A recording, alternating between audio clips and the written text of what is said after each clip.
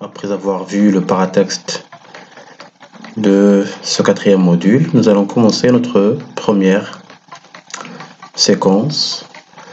C'est une activité de lecture méthodique, bien sûr, portant sur le bourgeois gentilhomme de Molière.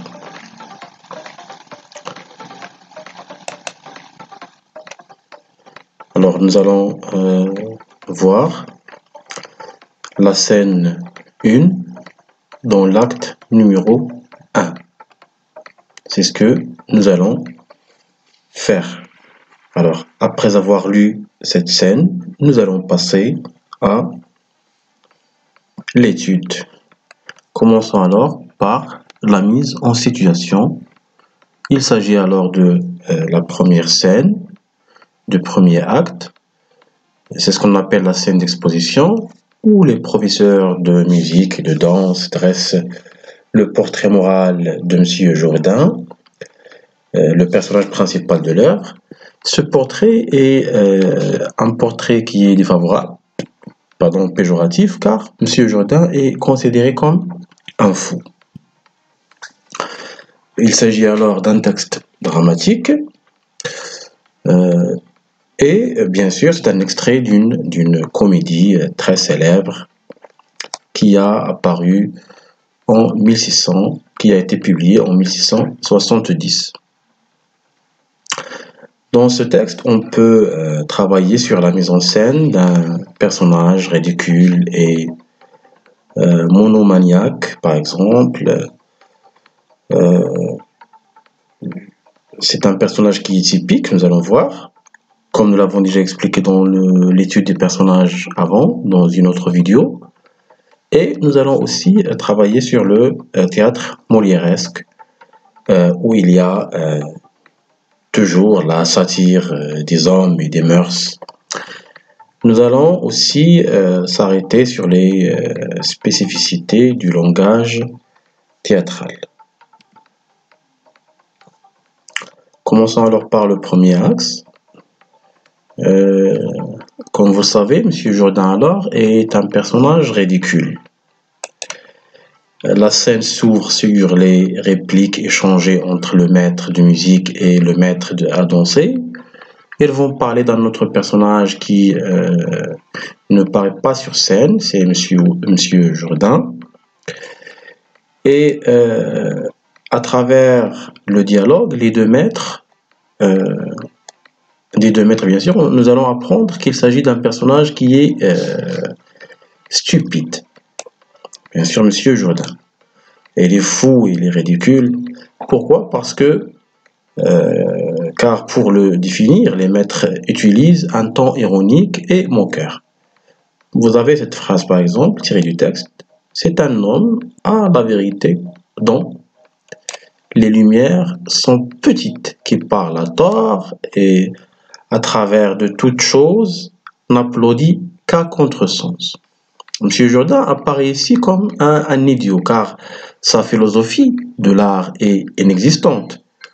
Il se couvre de ridicule, car il invite des artistes et il va les payer sans connaître la différence entre le beau et le laid. Le maître alors de musique fait de l'ironie, par exemple quand il a dit il a du discernement dans sa bourse. Il a du discernement dans sa bourse. Monsieur Jourdain alors est inclus ici. Il est considéré comme étant un sot, comme étant quelqu'un qui est stupide. Mais il commence sa bêtise et son ignorance par son argent. Monsieur Jourdain alors est également présenté ici comme un personnage monomaniaque, parce qu'il est obsédé par une seule idée, celle de devenir noble. Vous avez la phrase qui demande les visions de la noblesse et la galanterie. Je change tout simplement le curseur, la couleur.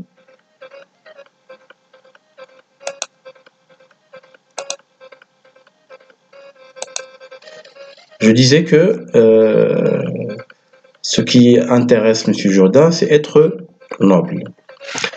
La phrase qui le montre, les visions de la noblesse et galanterie qu'il est allé de mettre en tête. Alors Molière critique ici et dénonce et il ridiculise l'orgueil et le narcissisme de M. Jourdain, qui est un bourgeois, se prenant pour quelqu'un qui est noble. À travers la folie de M. Jourdain, à travers cette folie, Molière s'attaque à ce qui s'appelle aujourd'hui le snobisme. Ça veut dire, cela désigne la conduite de ceux qui veulent se faire passer pour autres. C'est un problème actuel aussi. Ils ne sont en réalité, les quelques jeunes qui ne sont pas en réalité de vrais stars, ils passent pour des stars. C'est comme M. Jourdain, il est vrai, c'est vrai qu'il est noble, mais il veut acquérir d'autres qualités. Et nous allons voir les enjeux derrière tous ces axes de M. Jourdain. Alors, M. Jourdain est donc un snob qui sacrifie son être aux apparences. Tout ceci produit alors un effet de comique qui annonce déjà le ton de la pièce. M. Jourdain alors n'apparaît qu'à la deuxième scène du premier acte afin de créer un effet de suspense. Après le portrait dressé par les professeurs, on a envie alors de découvrir ce personnage. Passons au deuxième axe, la comédie molièresque ou une satire des mœurs de l'époque, en mettant en scène un personnage prétentieux, vaniteux et ignorant qui se prend pour ce qu'il n'est pas, comme je viens de l'expliquer, et qui s'attache aux apparences. Molière alors ici va condamner les vices et les travers de la société française du XVIIe siècle. Molière utilise alors le type dans une visée moraliste. Sa pièce aborde des phénomènes sociaux comme par exemple la vanité, l'orgueil, l'hypocrisie, l'avidité, etc. Alors, pour les dénoncer dans le cadre d'une satire comique qui va renfermer une violente critique des hommes et des mœurs. Ainsi, malgré l'ignorance et son ignorance et sa stupidité, M. Jourdain fut flatté par tous ceux qui l'entourent. Pourquoi? Parce qu'ils sont des arrivistes et qui s'intéressent uniquement à son argent. M. Jourdain alors est manipulé comme un pantin par ses professeurs corrompus et profiteurs. Vous avez la phrase qui le montre et qui est tirée du texte. Ce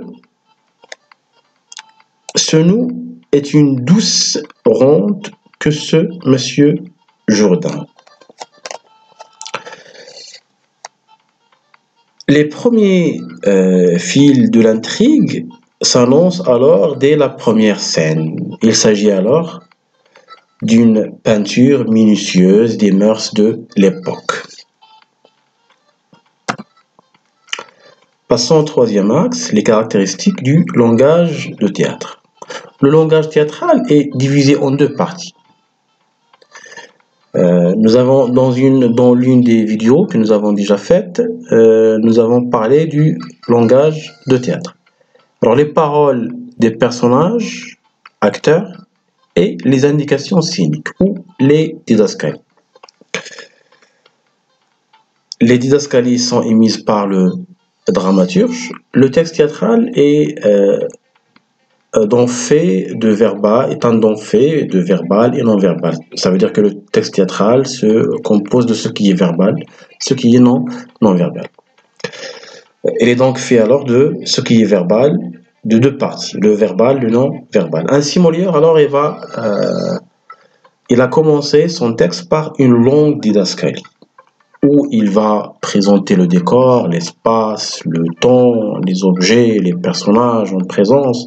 C'est comme dans un roman, quand il s'agit d'une situation initiale. Alors, il va présenter les objets, les personnages en présence sur scène. Les didascalies remplissent une autre fonction, c'est une fonction informative. Puis l'auteur donne la parole au personnage. Le maître de musique et le maître à danser, qui échangent des répliques plus ou moins longues. Chacun des deux personnages tente de convaincre son adversaire. En étalant bien sûr, en employant des arguments qui soutiennent leur point de vue différents, voire par exemple, voire opposés, voire contradictoires parfois, vis-à-vis de la conception de l'art, ce qui transforme alors la scène en duel verbal. Ces répliques, avant qu'elles ne soient prononcées par les personnages, elles ont été produites par l'auteur. Elles sont destinées à la fois aussi aux autres comédiens et au public en même temps. Ce qui mène à dire que le texte théâtral se caractérise par une double énonciation.